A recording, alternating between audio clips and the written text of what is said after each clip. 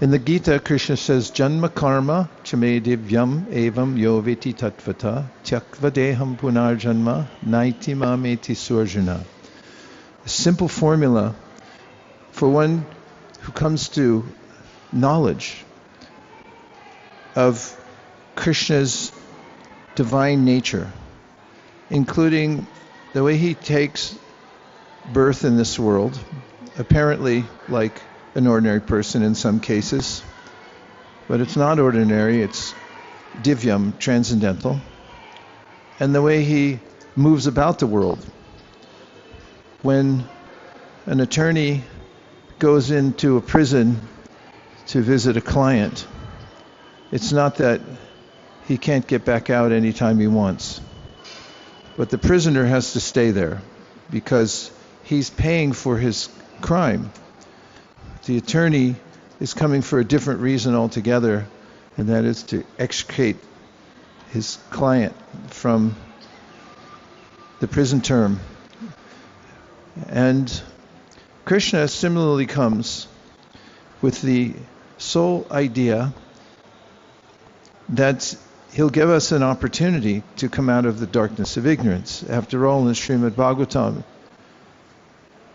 the demigod's praying to Lord Krishna within the womb before he appears, says, Yene ravindaksha vamuktamaninas tvayastabhavara vashudhaya budhaya aruya krishrena paramparam tata patantyato nadrita yushmadangraya.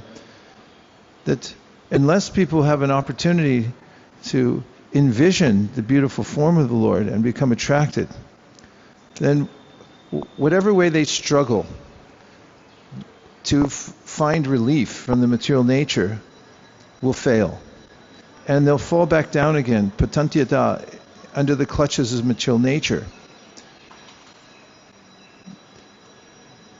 Our eternal nature is that we're servants of Krishna. This is what Sri Chaitanya Mahaprabhu told Sanatana Goswami when Sanatana very humbly asked, "Who am I?" And Lord Chaitanya Mahaprabhu explained that your identity is that you're an eternal servant of Krishna. However, when a soul becomes enamored of the external feature of the Lord, that soul takes it as the prime goal of life to try to engage with the material nature. And this is a reversed situation for a living being, as described by Kavi Yogendra in the 11th canto of the Śrīmad Bhāgavatam. Bhayam dvitiya abhinibet beshatasya ishad apetasya viparyo smiti tanmayatam buddha-abhajitam bhaktyayika yesham gurudeva tatma. Dvitiya means the living being sees something separate from Krishna as the cause of happiness and as the goal of life. And because of abhinibeshita, being absorbed in that, which is the nature of the soul, Krishna says in Gītā, Nahi kaśchit shanam api jato tischate karma krit, karyate yavashak karma sarva prakrtir jayagunai. The living being is eternally active. And when active, the living being seeks pleasure, happiness, aesthetic beauty. It wants relationship and especially wants love. And when I was shopping for the first car I ever bought, which was a piece of junk, still, I tried to do my due diligence and I read a couple of articles. And the advice I got, which stuck in my mind, was never fall in love with a car because it won't love you back. And that's very true of the material world. We do have fleeting, loving relationships with other beings in this world, but it's like those discs at amusement parks that go round and round and you hold on, and then it goes faster and faster, and one after another, the participants slide off. Even the stalwarts who are very mighty and hold on. as hard as they can till the end to show their prowess, eventually succumb when the operator pushes the top button and it goes so fast that he goes flying off. This Prahlad Maharaj said, Nishpidyamanam upakarsha vibho prapanam. The material world is a spinning wheel. In all the relationships we have here, we spin away from, they spin away from us. We can't hold on to anything in this world. However, we stay absorbed one after another, abhinibheshita, in trying to entertain a doing business as.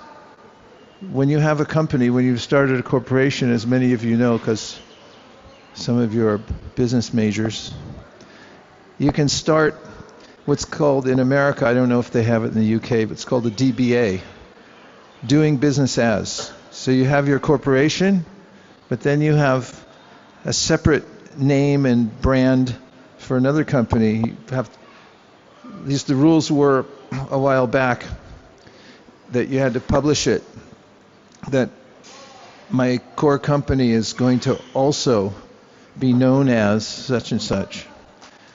And after leaving that out there in public for a couple of months, then you'd sign some papers. Effectively, it's the same company, but it's a different name.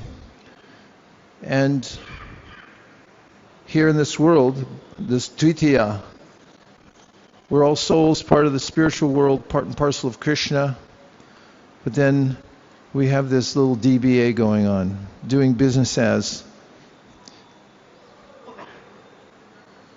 Joshua Hightower or Stephen Becker, Samantha, give me a good last name. Jones is no good. That sounds made up. Everyone has some idea, this is me. But this is all a doing business as. It has nothing to do with our real business. And in the verse, Bhayam Dvitiya Abhinibheshatasya, there's a way in which Yogendra says we become absorbed in this alternate ego, this idea that I'm somebody else. And because of that, I get in apetasya. I'm turned around from my real purpose in life, and whatever so-called progress I'm making is not progress at all. It's more entanglement. So the Yogendra goes on to say, Tanmaya Bhuta Abhijit Tam Bhakyaika Yesham Gurudeva Tatma. He says, the solution is simple. Turn back around and face your real identity as a servant of Krishna. Bhakyaika Yesham Gurudeva Tatma. And through the representative, the attorney that comes to your prison, a guru is like an attorney, comes in, helps you get out of the jam that you're in, because the attorney, first of all, is not in the jail, him or herself, and also knows the law books, how to get out. Bhaktyakesham Guru Devatatma. And also the Supreme Personality of Godhead within our heart is willing to give us intelligence. Tesham satata yuktanam bhajatam priti purvakam dadami buddhi yogam tam yenamam upayantite. Krishna says if you have the will to get out of prison and come back to the glorious festival that's going on in the spiritual world, then I'll help you. I'll give you intelligence from within. But we need some strong impetus for that. That's why Aruya Krishnena Parampadam Tata, there are many ways in which people work very hard through their own devices, through their own ideas about how to free themselves from this world, but they're never successful and they fall back down again. Therefore, Krishna gives the ultimate solution, which is come to know me and meditate on me. Manmana bhavamad bhakto. But how would one do this? If one has an errant idea that God is amorphous, which is a common idea in this world. When you asked about God, people say, it's anything you want it to be. Or it's just energy. But we can't love energy per se as Prabhupada pointed out, you can't love the sky. It's nondescript. Therefore, we need an object of love. And Krishna is that perfect object of love. What's more, when we think of Krishna, we're naturally elevated to our original pure position as eternal servants of Krishna. Yogis, as Krishna describes in the 11th canto of Śrīmad Bhāgavatam, develop wondrous mystical powers. How do they do it? They focus their minds on a particular element in this world, for instance, air. And they become so fixated on that their consciousness merges with the air element or the source of the air element. And then they take on that quality, an airy quality, so they can levitate. Or there are other elements one can meditate upon, which by becoming one with those elements, we develop some sort of power. Krishna in that chapter describing to Uddhava says, well, why not just think of me? I'm the source of all those elements. Aham sarvasya prabhavo, matak sarvam pravartade. Why go to many different places and try to find independent arrangement when you can go right to the source of all the powers, all the energies? Ishvara Parama Krishna. Krishna is all powerful, all energies emanate from him. And therefore, Krishna comes to show his beautiful form and pastimes in this world, to give us something to meditate upon. And this is the meaning of Yogapīṭha. Yogapīṭha means God does come to a specific place. Yes, he's everywhere, but he also has a family, and he has specific devotees that he engages in loving service with. And he has a specific place, even a specific tree that he's born under. As we were just at Prabhupada's birthplace, we all appreciated that he was born under a jackfruit tree. In fact, one of my godbrothers wrote a poem about that. It was very heartfelt, with the refrain that he was born under a jackfruit tree. We don't want a God who's amorphous and whom we cannot conceptualize. We want a God born under a tree, in this case, a neem tree. Therefore, in the Bhagavatam, Krishna says, Anugrahaya bhaktanam manusham dehamastita bhajate prakriti krida śrutvā tat-paro bhavet. Tadrishi krida. Bhajate tadrishi krida śrutvā tat-paro bhavet. It's okay? Krishna says, Anugrahaya, for the pleasure of and the benefit of devotees, he comes with a beautiful form. Manushanam. He looks just like a human, a somya vapu, a form that, like, we're all looking for a beautiful form in this world. I travel around the world. If I look out, I would say that 99% of the forms that I see, I go, nah, something wrong with that. Every once in a while I say, oh yeah, that's perfect. And they go, no, it's not. But Krishna's form is perfect. Our eye is trained to look and see a perfect form. But we don't see one in this world. Some countries are better than others. But it doesn't come anywhere near what satisfies our need for aesthetic beauty, which is the perfect form of God, the somya vapu. So Krishna says, Anugrahaya bhaktanam manusham deham astita. He takes a somya vapu, a deha, that's just like a human, only it's perfect. It's the one form, a human-like form, that you can look at all day long. You won't find anything wrong with it. If you look at any other human form, you may fall in love with someone who says, I love you, I love you so. And then after a while I think, why do you chew like that? 3 months later, you really bug me when you close the door like that. So we want it, but it's imperfect in this world. So Krishna presents the perfect form, manusham deha astita. And then bhajate tadrishi kridha śrutvā tat-paro. It gives us something to talk about. That's what the verse says. You want to talk about something? People are always talking about sports stars, what else? Movie stars, politicians ad infinitum. They're looking for some person they can talk about where they can say, oh yeah, I'm for that guy. Or this person's perfect. But they never are. But Krishna is perfect. His form is perfect. And when Chaitanya Mahaprabhu appears in this world, the demigods come from various planets and they want to see the baby. Because they have some insider information that God has appeared. And when they come, they all are in a worship. That's it. Is that it? So,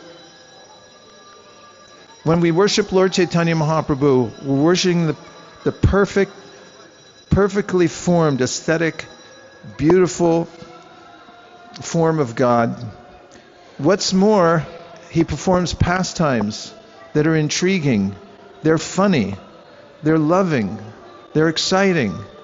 And when we śrutvā tat-paro, when we can remember he was born here under this tree, and he caused everyone to chant Hare Krishna, and in his childhood he performed funny pastimes with his mother. He sat on a stack of rejected pots, and his mother came over and said, what are you doing?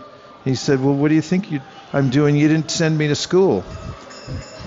You took me out of school because you thought I'd learn too much and want to take sannyas. So we're very fortunate to have a specific place to come. Mayavadis don't have a specific place to come. There are other bhakti yogis on the planet, the Christians, the Muslims. They have some place to go, a place where something happened, some form, a representative came. But we have the exact place where the Supreme Personality of Godhead came, and now he's just appeared, I think, or is about to. So, Vanchakalpatarushta Kripasinabhevacha Patitanam Pavanebhyo Vaishnavebhyo Namo Namaha. I'm sorry I can't hear you. For reasons which I can't understand.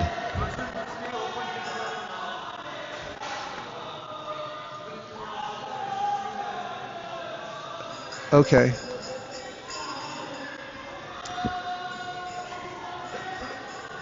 I think I'll finish with this, a point made by the Lord and the Kaviraj Goswami in the Sri Chaitanya Charitamrita. Nitya Siddha Krishna Prema Sadhya Kabunoi Shavanadi Shuddha Chitte Karaudoi. We have all a natural propensity to love. And when we repose that love in the temporary forms and relationships of the world, then we're never satisfied. So coming to the Yogapīṭha and recognizing through understanding the philosophy of Bhagavad Gītā and Śrīmad Bhāgavatam that a perfect relationship is available with the perfect person. It makes the heart jump to think that this could be possible. In fact, we've been disappointed so many times. Krishna says, Vita Raghava krodha. You have to give up this disappointment and recognize that you do have the possibility of having a relationship with me. So here at Yogapīṭha, you can make a sankalpa that Krishna, I'm going to bring my attention to you. And that can be done śrutvā tat-paro by hearing about Krishna. If you hear Śrīmad Bhāgavatam, you become inoculated from all of the foolish ways of interacting with the world, like Purūravā and Urvaśī. If you read those two chapters, then you see what you look like when you become enamored by a temporary relationship in this world, where you're writing poetry that goes like this: I love you so. And Purūravā looks foolish to us. And so, as I've said consistently during the Yatra, don't fool around. What's the name of the artist? As Elvin Bishop wrote in his song, I fooled around and fell in love. Don't fool around. This coming Yogapīṭha means no more fooling around. I'm going to fall in love with Lord Chaitanya. I'm not going to fool around and fall in love here in this material world yet again and take rebirth because I'm enamored of a temporary form. Get enamored of the eternal form. Carry a picture of Krishna around with you.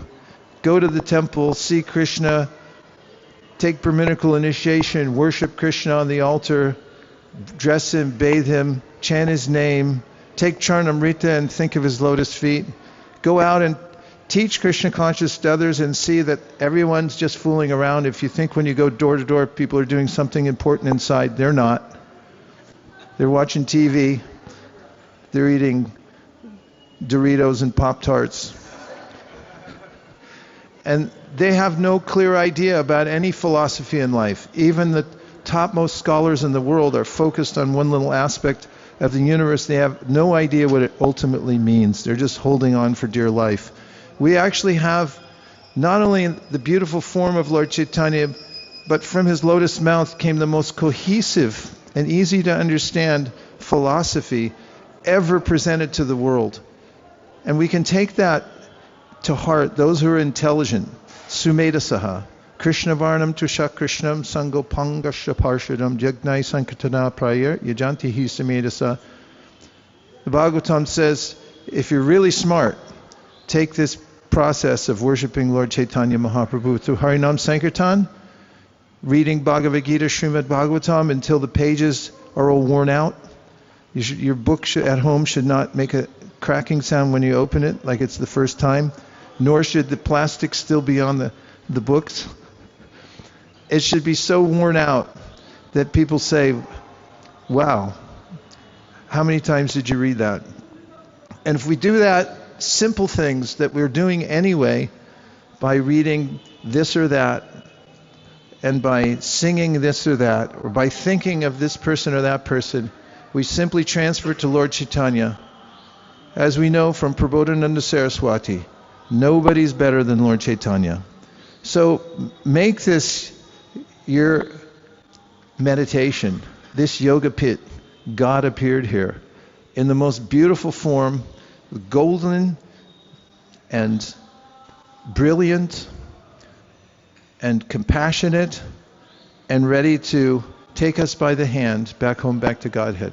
Dear Srila Prabhupada, dear Sri Chaitanya Mahaprabhu, Shri Panchatattva, Shri Radha Madan Mohan, Shri Gauranga Mahaprabhu, if you so desire, please attract our minds and force us to remember you and your pastimes, and please let us enter deeply within the Sankirtan movement, as if it's in an ocean. We dive in, and please allow us to come out on the shores of the pastimes of Shri Shri Radha Krishna. Thank you for considering our request. Everyone who in a heartfelt way believes in this prayer, please say Hare Krishna. Hare Krishna. Now we're going to sing a few bhajans in front of the Lord on the altar. We have Nadiya Nagare Nitai Neche Neche Gaire. We have Ujvala Varana Gauravara Deham. And we'll see what else. Vanchakalpadruscha Kripasanabe Vachapatitanam Bhavani Vyo Vaishnabe Vyo Namo Namaha.